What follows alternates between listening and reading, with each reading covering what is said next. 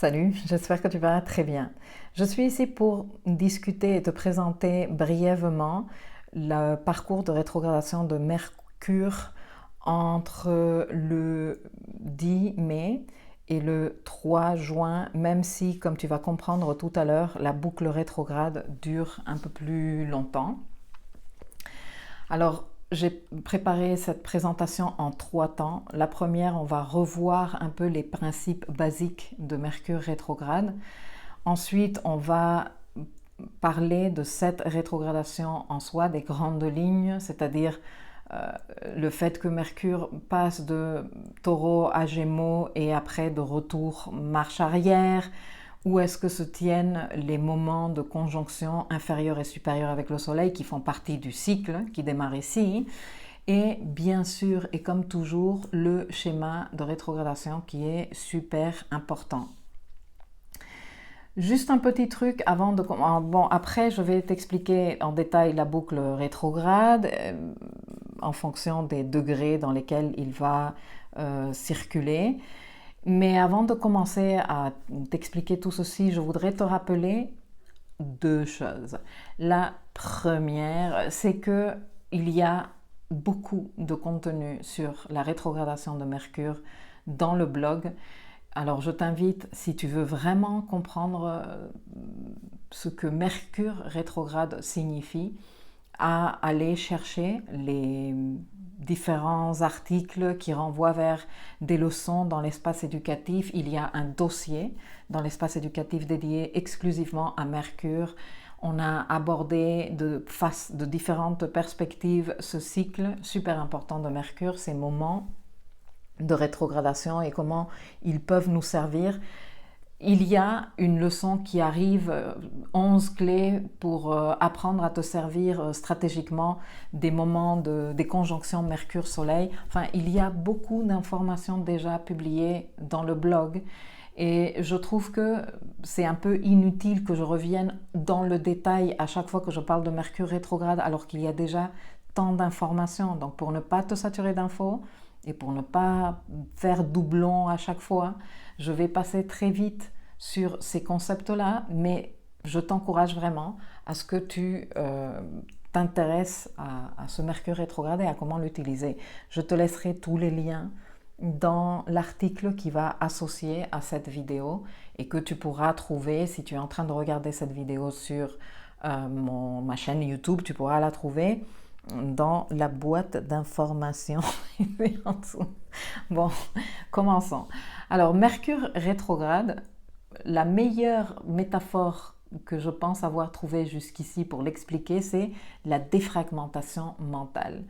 Et sans vouloir te faire peur, parce que je sais que ce mot comme ça, hors contexte, peut faire flipper, défragmenter était une procédure que l'on faisait avec nos ordinateurs. Les gens qui sont des anciennes générations comme moi savent de quoi je parle. Quand on n'avait pas de disque SSD dans nos ordinateurs, il fallait de temps en temps faire la défragmentation du disque dur, ce qui permettait à l'ordinateur de réorganiser les paquets d'informations de façon plus efficace, ce qui faisait que l'accès aux données était plus facile, plus rapide, l'ordinateur fonctionnait mieux.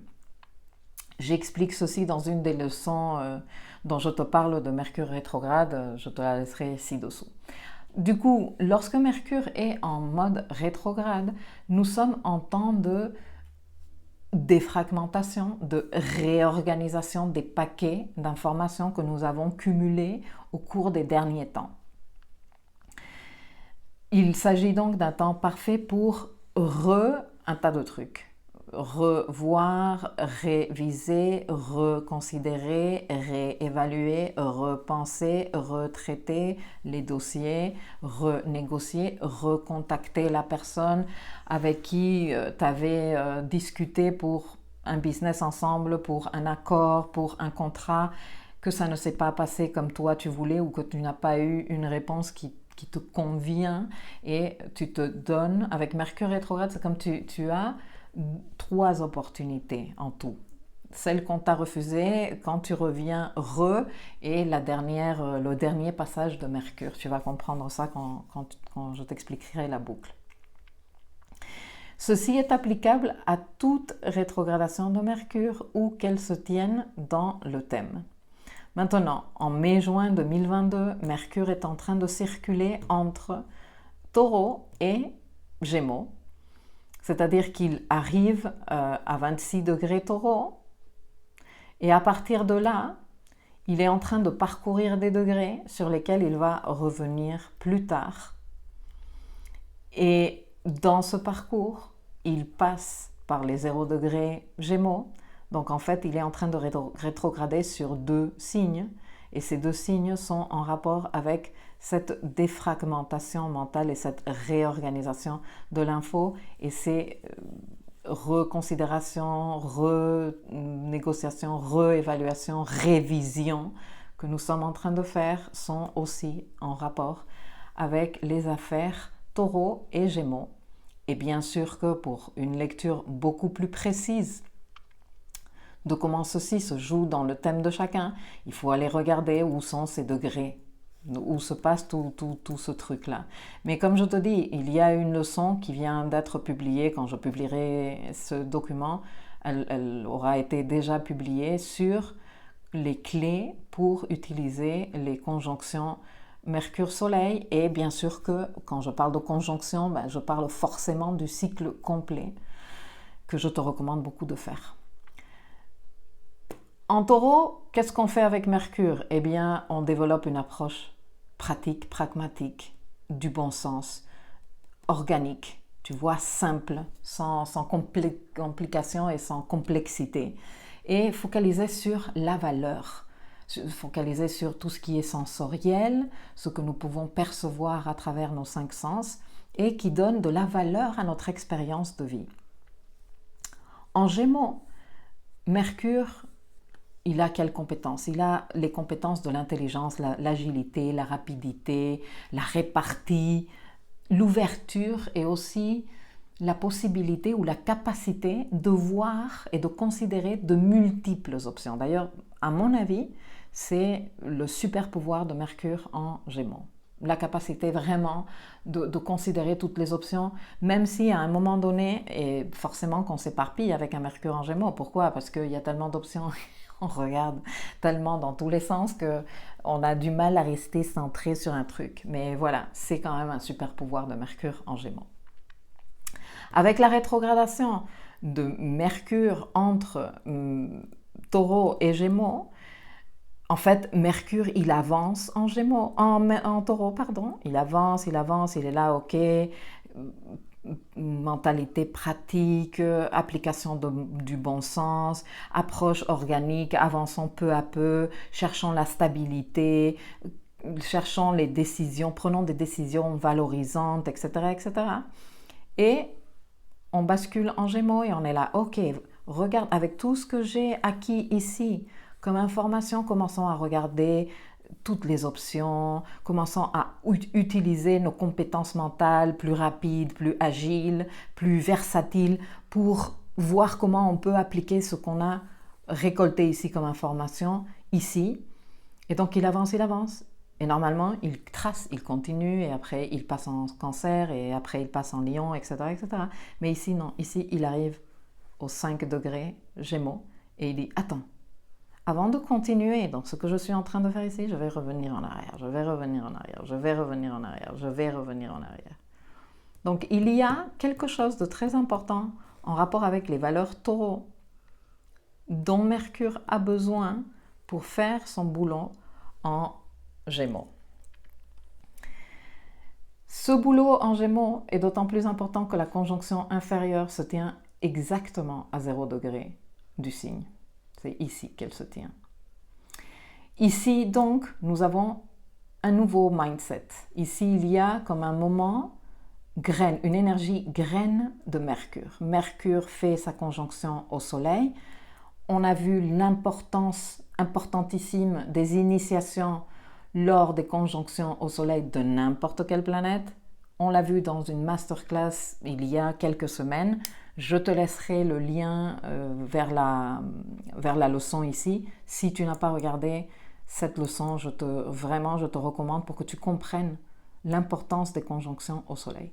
Du coup, Avec cette conjonction, Mercure, il prend de nouveaux codes de lumière du Soleil dans le style Gémeaux, dans le signe Gémeaux. Mais avant de poursuivre sa route, il fait un petit trajet en Taureau. Et là, il y a quelque chose de très très important, je vais te l'expliquer tout à l'heure, qu'il fait.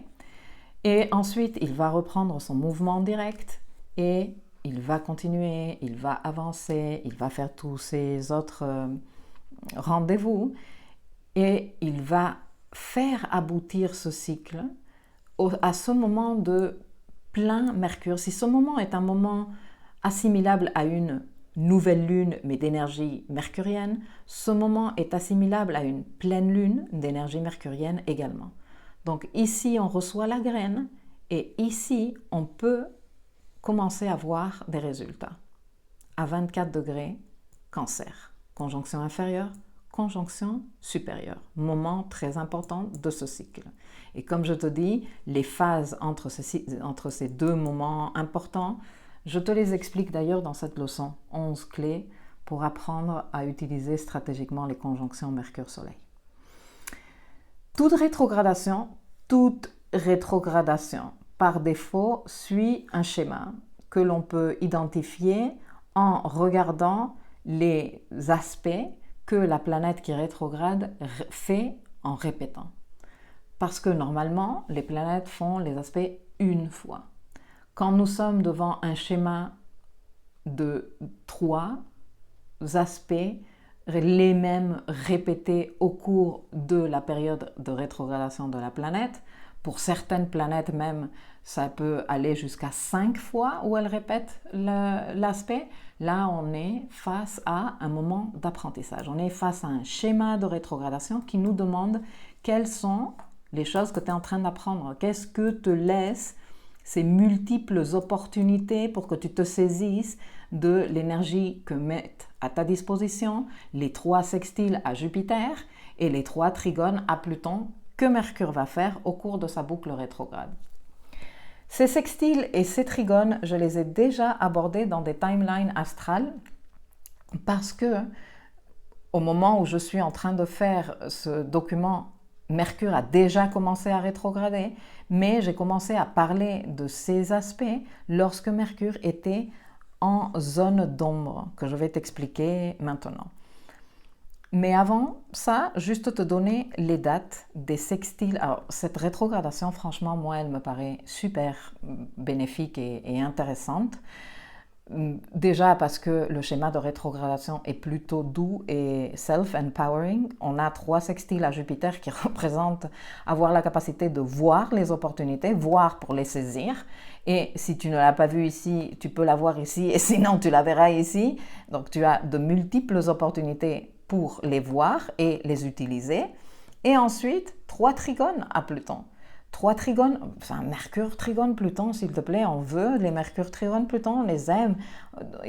Ils nous permettent de prendre des décisions plus, bon déjà parce que Mercure est en Taureau quand il fait ses trigones à Pluton, donc beaucoup plus valorisantes pour nous, qui nous permettent de créer de la stabilité. C'est pour ça que dans les documents que j'ai déjà fait au sujet, je parle par exemple de marquer le coup en prenant des décisions financières qui te favorisent ou qui favorisent la stabilité pour toi. Et regarde comment tu as de multiples opportunités à nouveau. Tu n'as pas que le 28 avril. Si tu l'as raté le 28 avril ou si tu as démarré un processus le 28 avril, fais en sorte de marquer le coup le 25 mai et le 10 juin également en prenant des actions qui viennent consolider dans la 3D ces décisions qui sont self-empowering, qui te donnent plus de tranquillité, de soutien dans la matière. Parce que Mercure sera en signe de terre, Pluton sera en signe de terre. Ok ? Et dans la difficulté que tu puisses ressentir ou la mise en pratique de te saisir de ces opportunités et de pouvoir prendre ces décisions self-empowering, il va y avoir des apprentissages pour toi. Et c'est ça ce qui est le plus intéressant de n'importe quel parcours de Mercure rétrograde. Bon, pour ne pas traîner davantage, passons à la boucle rétrograde. Donc du coup, c'est ce morceau du zodiaque dans lequel les choses se passent. 26 degrés Taureau à bon, j'ai mis 6 degrés Gémeaux parce que je t'explique tout à l'heure, mais en réalité, Mercure arrive jusqu'au degré 5, un petit 4,52 Gémeaux. Alors, le 26 avril, Mercure passe par les 26 degrés Taureau et à partir de là, on dit que Mercure est en ombre pré-rétrograde.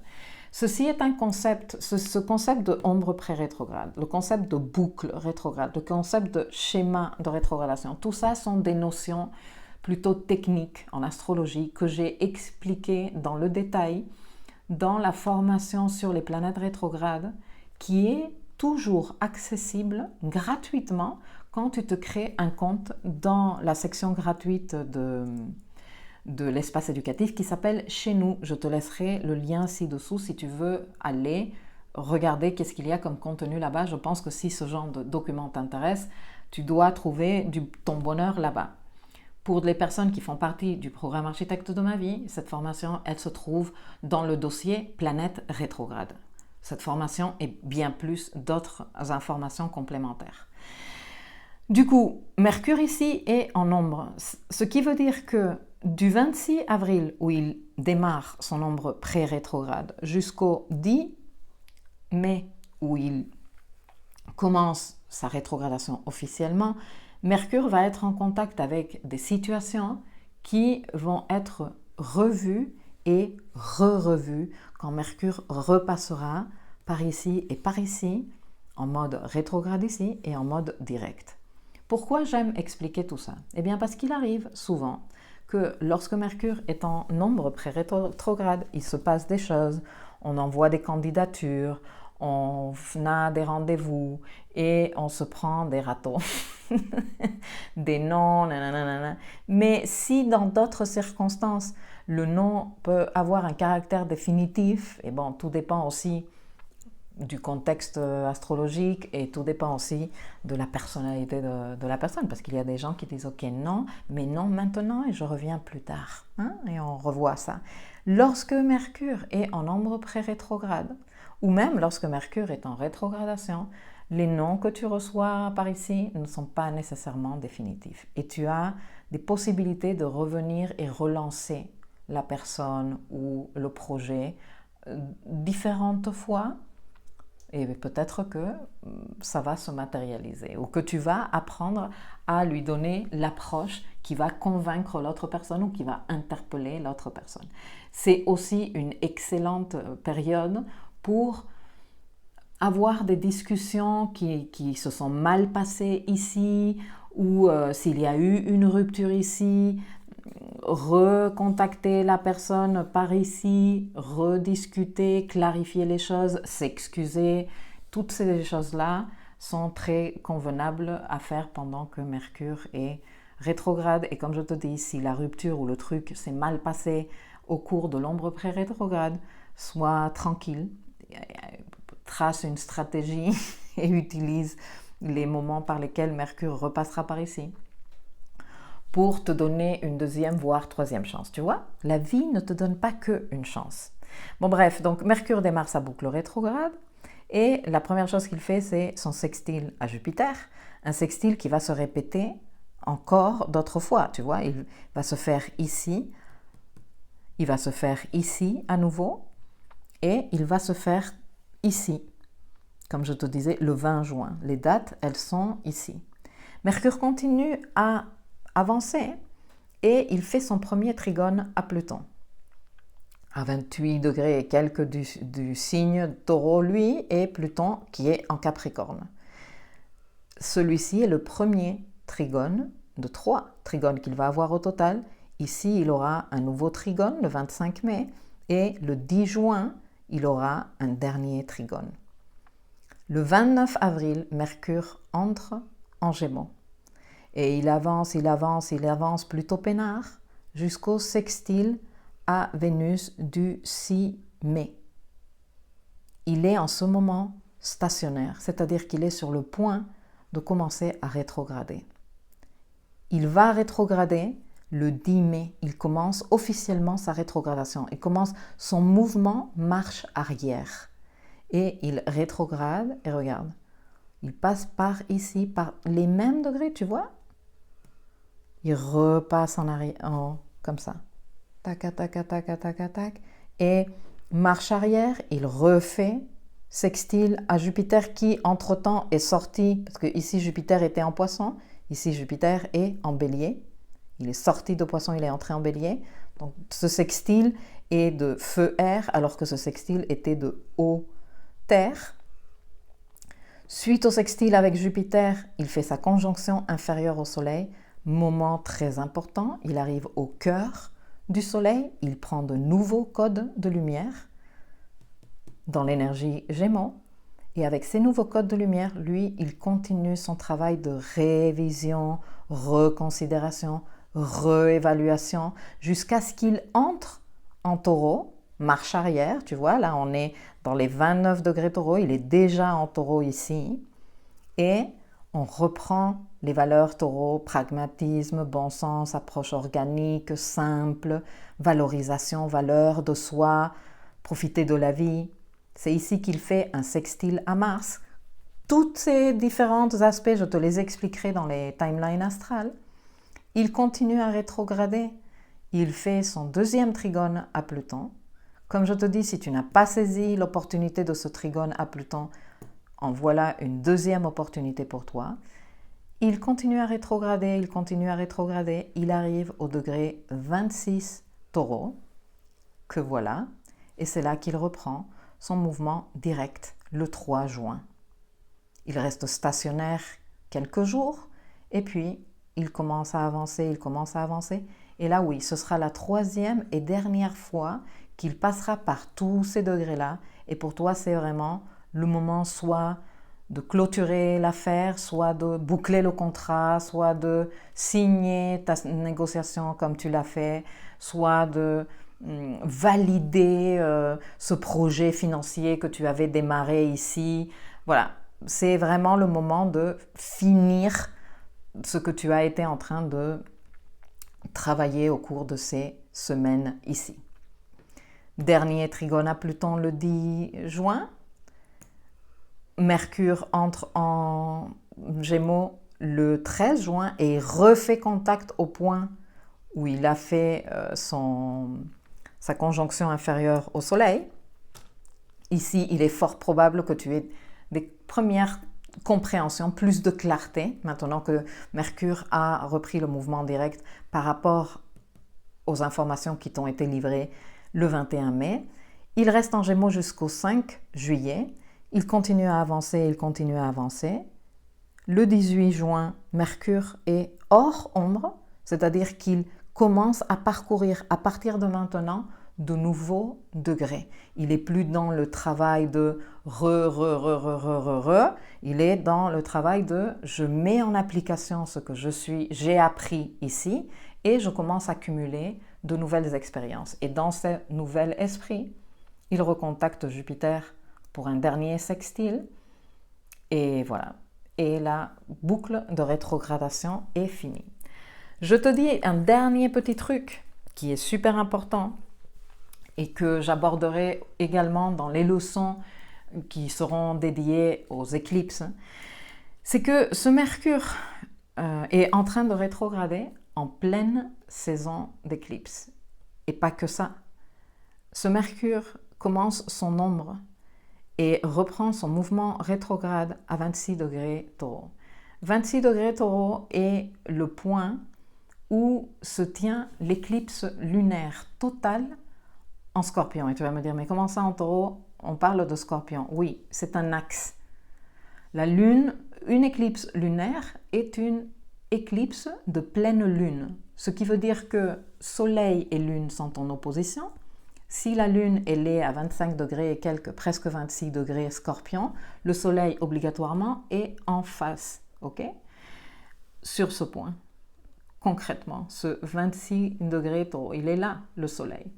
Le principe d'une pleine Lune éclipsée est que, justement, la Lune arrive, elle fait son ouah, ouah, là parce qu'en pleine lune et qu'en plus c'est une pleine lune en Scorpion, donc beaucoup d'intensité, beaucoup de drames, beaucoup de complications dans la vie.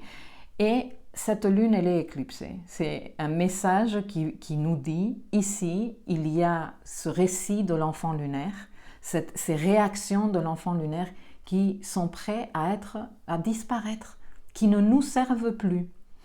Quand la lune, elle arrête de brailler, le soleil peut rayonner autrement. Et où est-ce qu'il rayonne? Il rayonne en face, du côté du nœud nord d'ailleurs, parce que le nœud nord se trouve en Taureau.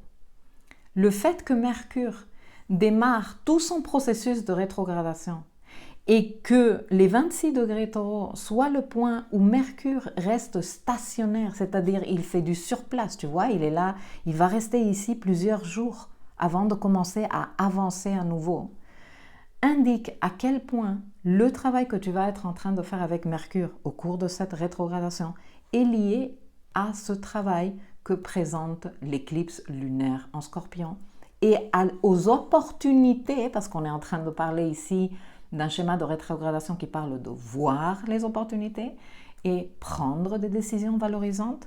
Ok, tout ça vient soutenir le travail de ce soleil qui est à 26 degrés Taureau et qui, libéré de la lune râleuse en face, peut rayonner.